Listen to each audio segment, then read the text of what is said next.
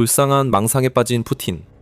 2026년은 러시아의 대단한 해가 될 예정이었죠. 바로 그 해였습니다. 도네츠크가 함락되고 러시아가 돈바스를 차지할 예정이었죠. 우크라이나는 남부에서 무너질 예정이었죠. 가질 수 있는 모든 패는 푸틴의 손에 쥐어질 것이었고 그가 소매에 숨겨둔 몇 장의 패도 더 있었죠. 그게 바로 당시의 이야기였습니다. 하지만 우크라이나는 러시아 지도자가 자신과 세계에 들려주던 이야기들을 정면으로 무너뜨렸습니다. 실제로 2026년에 우리가 본 것은 우크라이나가 놀라운 승리를 거듭해서 이뤄낸 모습입니다.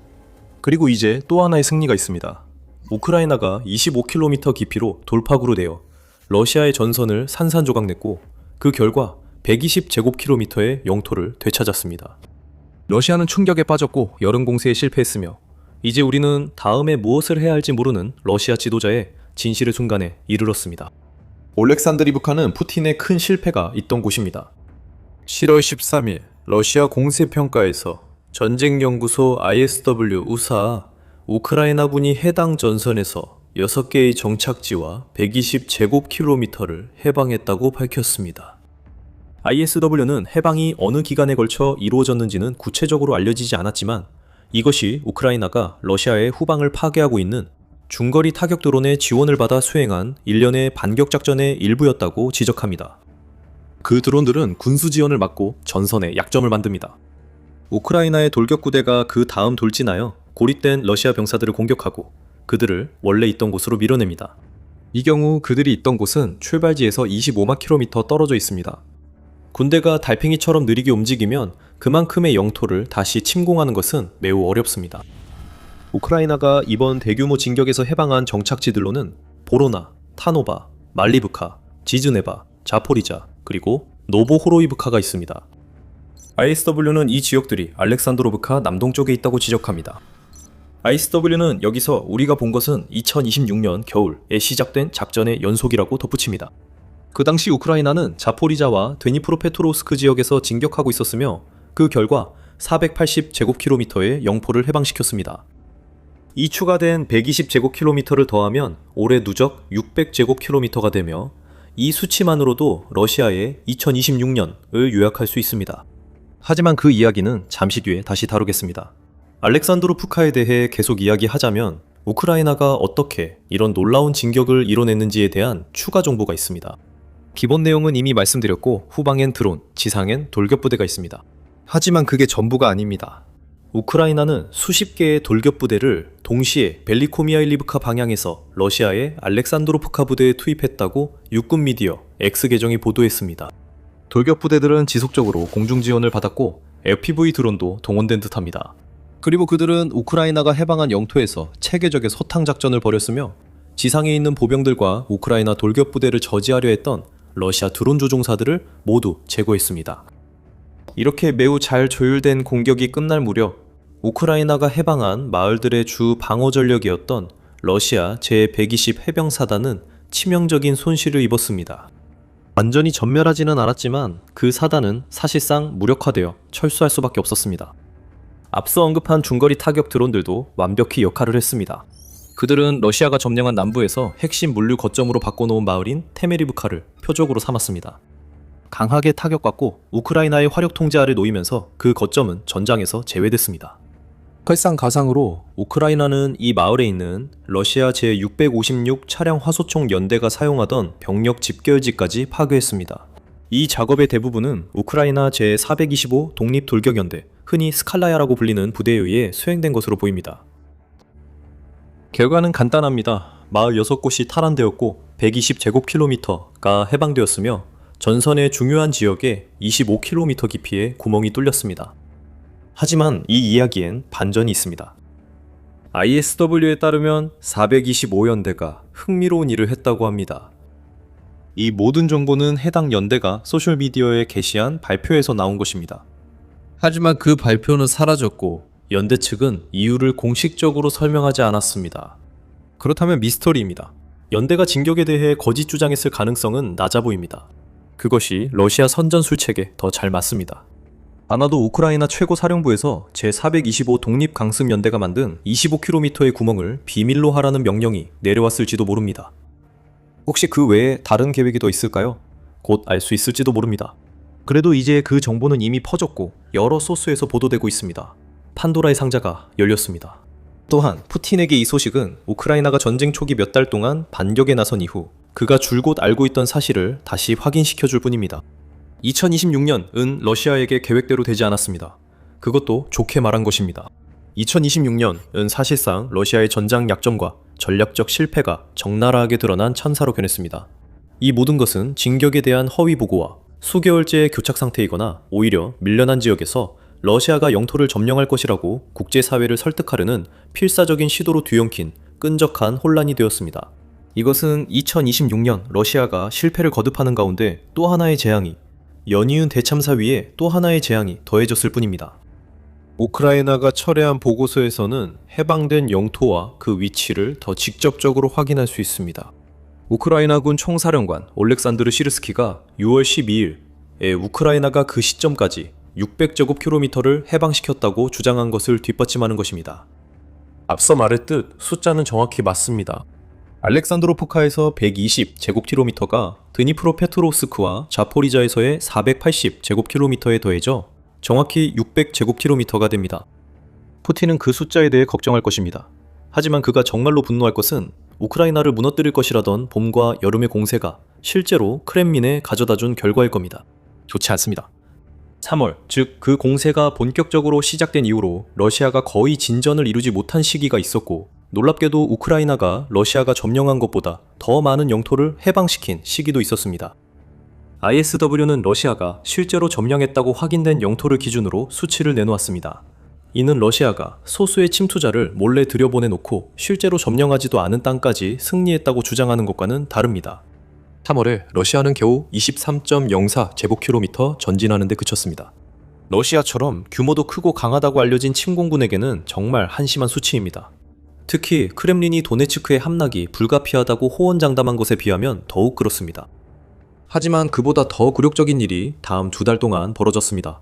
4월과 5월에는 우크라이나가 러시아가 점령한 것보다 더 많은 영토를 해방시켰기 때문입니다. ISW 보고서에 따르면 4월에 러시아는 116.01제곱킬로미터만큼 영토를 잃으며 적자 상태에 빠졌습니다. 5월은 상황이 더 나빴습니다. 러시아는 2배가 넘는 영토를 순손실로 잃었고 한 달이 끝날 때쯤에는 추가로 281.1제곱킬로미터를 잃었습니다. 6월에는 러시아가 30.022제곱킬로미터를 점령하면서 약간의 반등을 보였습니다. 그러니 잘했다고 해야겠네요. 러시아는 겨우 초라한 수준으로 회복했을 뿐입니다. 6월의 영토 획득량은 1월에 비해 10분의 1도 안 되는데 모든 것을 끝낼 것이라던 여름 공세가 한창임에도 이런 결과입니다. 이 모든 것을 종합하면 우크라이나가 사실상 러시아군과의 전투를 교착 상태로 몰아넣는데 성공했다는 뜻입니다. 우크라이나가 해방한 600제곱킬로미터는 러시아가 2026년 상반기 전체 동안 얻은 영토가 고작 97.22제곱킬로미터에 불과하게 만든 데 큰 역할을 했습니다. 그리고 이것이 바로 도네츠크를 무력화시켜야 하는 여름 공세인데 러시아는 여전히 5000제곱킬로미터가 넘는 지역을 점령해야 합니다. 러시아의 2026년은 재앙이었고 이는 알렉산드로프카에서 120제곱킬로미터를 잃은 것과 ISW가 발표한 수치뿐만 아니라 다른 면에서도 마찬가지입니다. 올해 러시아가 얼마나 힘든 한 해였는지 보여주는 내용이 더 있습니다. 하지만 더 깊이 들어가기 전에 여러분은 지금 더 밀리터리 쇼를 시청하고 계십니다. 이 채널에서 인사이트를 얻고 계시다면 오늘 구독 버튼을 눌러주세요.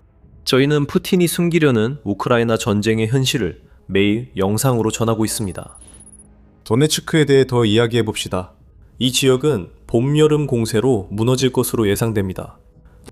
우크라이나가 다른 지역에서 진격하니 러시아가 올해 말까지 도네츠크 목표를 달성할 수 있다고 생각할 수 있습니다. 전혀 그렇지 않습니다. 알자지라에 따르면 블라디미르 푸틴은 도네츠크 점령에 새로운 기한을 설정해야 했습니다. 그는 이미 그런 일을 14번이나 더 했었습니다. 이번 기한이 마지막이며 도네츠크는 12월 말까지 함락되어야 한다고 합니다. 러시아군에 유리한 기적 같은 일이 벌어지지 않는 한 이는 일어나지 않을 것입니다. 현재 진격 속도로 보면 언론 보도에 따르면 러시아가 도네츠크를 완전히 점령하는데 5150일이 걸릴 것이라고 합니다. 그건 대략 14년 정도입니다. 12월 31일은 불가능하고 푸틴이 이번 기한을 2040년으로 정한 게 아니라면 말이죠. 우크라이나가 러시아 전선에 구멍을 내도 그 구멍이 도네츠크에서 수백 킬로미터나 떨어져 있어도 상황이 빨라지지는 않을 것입니다. 또한 러시아의 흑해 상황도 같습니다. 우리가 빼앗기거나 해방된 영토에 대해 이야기할 때 땅에 집중하기 쉽지만 바다 역시 그만큼 중요하고 흑해는 원래 러시아 계획에서 매우 중요한 부분이었습니다. 우크라이나와 크림반도 사이의 장벽이자 러시아가 병력과 장비를 수송하고 우크라이나를 공격할 수 있는 수로였던 흑해는 이제 러시아 군함들에게 지옥과도 같은 곳이 되었습니다. 감히 바다로 나서는 러시아 군함들은 우크라이나의 드론과 미사일이 폭발적인 환영을 해줄 가능성에 직면하게 됩니다. 우크라이나 대통령 볼로디미르 젤렌스키는 심지어 7월 초에 러시아가 흑해를 잃었다고 선언하기까지 했습니다. 그의 말에 반박하긴 어렵습니다. 우크라이나는 바다를 순찰하거나 봉쇄할 전함은 없을지 몰라도 공중, 해상 드론이 그 역할을 똑같이 잘 해내고 있습니다. 러시아는 사실상 전함을 철수시켰습니다. 그리고 이제 우크라이나가 아조프해에 주목하면서 매일 러시아의 그림자 한대 선박 수십 척을 불태우고 있기 때문에 푸틴은 러시아가 통제해야 할 두 바다를 모두 잃게 될 가능성에 곧 직면할지도 모릅니다. 그것은 점령된 크림반도의 악재입니다. 러시아가 그 반도 해역을 통제하지 못하면 그 반도를 겨냥한 우크라이나의 공격에는 거의 대응할 수 없습니다. 120제곱킬로미터를 해방시키고 알렉산드로프카에 25km 깊이의 구멍을 낸 것이 인상적이라고 생각한다면 우크라이나가 크림반도를 고립시키는 전략을 성공시켰을 때 푸틴의 침공과 러시아 대통령으로서의 그의 위상에 가해질 피해에 비하면 아무것도 아닙니다. 크림반도 점령군이 반도를 포기하게 됩니다. 러시아의 현재 상황은 비극적이고 창피합니다. 3.1 전쟁, 이 5년째 이어지고 있습니다. 러시아 침공 당시 우크라이나는 곧 무너질 것으로 예상됐습니다. 푸틴은 러시아의 전차와 장갑차가 키이우로 진격해 거의 피해 없이 항복을 받아낼 수 있다고 진심으로 믿었던 것처럼 보였습니다. 그것은 2022년 2월의 일이었고 러시아는 우크라이나에서의 목표를 두고 계속해서 재설정하고 또 재설정해야만 했습니다. 이제는 도네츠크와 루안스크, 즉 돈바스 지역만 점령해도 충분하다고 여깁니다. 블라디미르 푸틴은 승리를 선언하겠지만 도네츠크를 차지하는데 14년이나 걸린 점과 여러 기한을 생각하면 그마저도 쉽지 않아 보입니다. 게다가 러시아는 다른 지역에서 영토를 계속 잃고 있습니다. 방금 전에 사상자에 대해 언급했습니다. 2026년 이 영토면에서 얼마나 참혹했는지와는 별개로 진짜 피해는 푸틴이 전선에 보내는 병사들이 고스란히 떠안고 있습니다.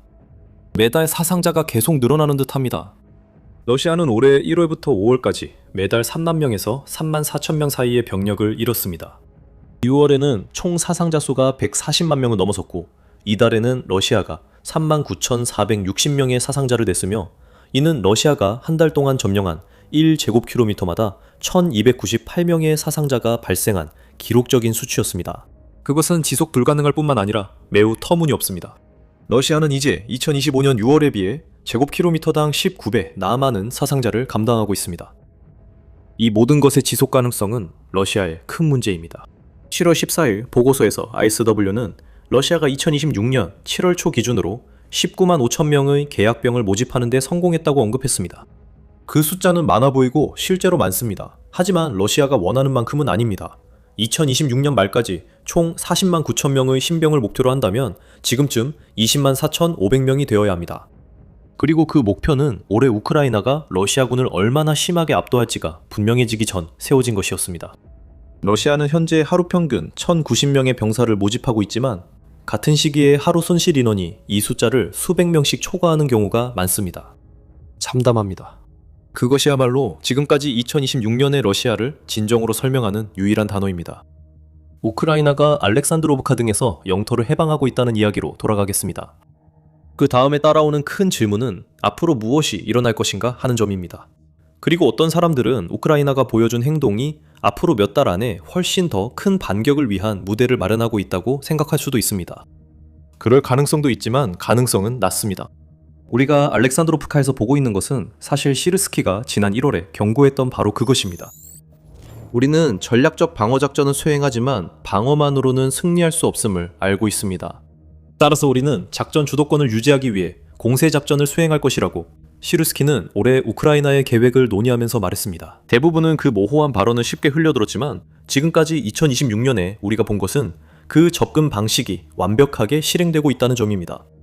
우크라이나는 러시아 전선의 약점을 찾거나 만들어내면 강하게 공격했습니다. 그것이 알렉산드로브카에서 있던 일입니다.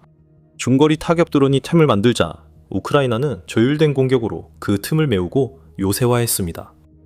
이 전략은 효과적이지만 약 1200km에 이르는 전선을 완전히 마비시키기에는 충분하지 않습니다. 우크라이나가 큰 반격을 준비하지 않는다면 알렉산드로프카가 왜 중요한가요?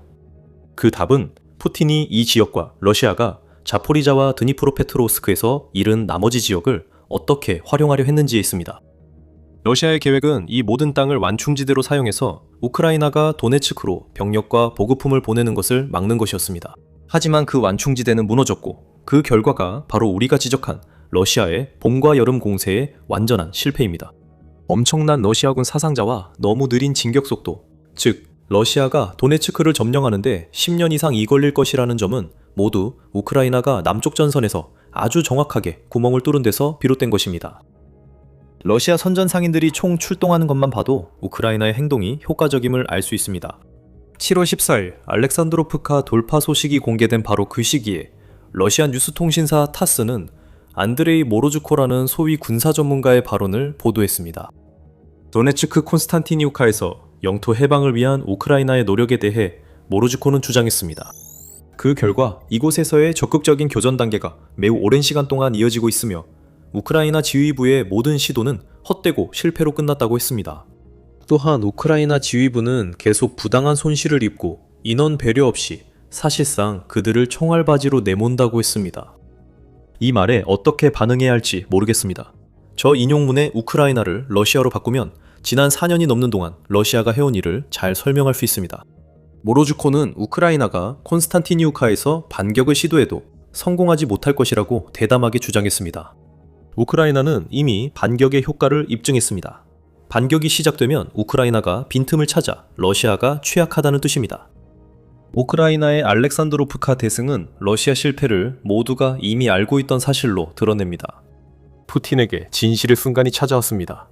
그는 아직 그 사실을 모를 수도 있고 일부러 그 사실을 외면한 채 그 순간이 온 것처럼 가장할 수도 있습니다. 하지만 이런 것들이 우크라이나에서 전반적인 전세 전환이 일어났다는 사실을 바꾸지 못합니다. 전략적으로 러시아는 되돌릴 수 없는 선을 넘었습니다. 몇백 평방킬로미터를 잃었다고 러시아가 무너진 건 아닙니다. 하지만 이것이 의미하는 바는 우크라이나가 러시아를 점점 더 아프게 할 소모전의 공식을 찾아냈다는 것입니다.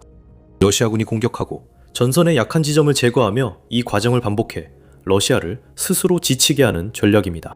푸틴이 지금 직면한 것은 그 어느 때보다 강해진 우크라이나이며 푸틴의 분열 시도에도 불구하고 나토 유럽 회원국들의 더 많은 지원을 받고 있다는 점입니다. 미국을 포함한 나토 자체도 이제 푸틴에 맞서 단결한 모습이고 전선에서의 손실을 넘어 러시아 내 주요 지역 어디든 우크라이나의 중심 타격에 취약한 상황입니다. 이것이 우리가 말하는 전세 전환입니다. 알렉산드로프카는 인상적이긴 하지만 푸틴에게 훨씬 더 큰 문제의 축소판을 보여줍니다. 전쟁이 어떻게 끝나든 푸틴은 이미 패배한 셈입니다. 이제는 우크라이나의 완전한 항복이 아니고서는 승리라고 할 수 없습니다. 설령 그렇게 돼도 한때 거인 같던 러시아가 이제는 약소국임을 드러낸 피로스의 승리에 불과합니다. 블라디미르 푸틴은 러시아의 이미지를 유지하려면 아무것도 하지 않으면 됐습니다. 하지만 그는 침공했고 우크라이나는 그에게 대가를 치르게 했습니다. 그것이 가장 잘 나타나는 곳이 흑해입니다. 앞서 젤렌스키 발언을 말씀드렸는데 더 깊이 살펴볼까요? 러시아가 어떻게 흑해를 잃었는지, 그 상실이 무엇을 의미하는지, 그리고 그것이 크림반도 전투와 우크라이나 전체에 어떤 변화를 가져오는지에 대해 자세히 설명하는 영상을 준비했습니다. 다음으로 그 영상을 꼭 시청해보시고 우크라이나에서 전해지는 최신 뉴스에 대한 저희의 분석을 더 보고 싶으시다면 더 미리터리 쇼를 구독하는 것도 잊지 마세요. 시청해주셔서 감사합니다.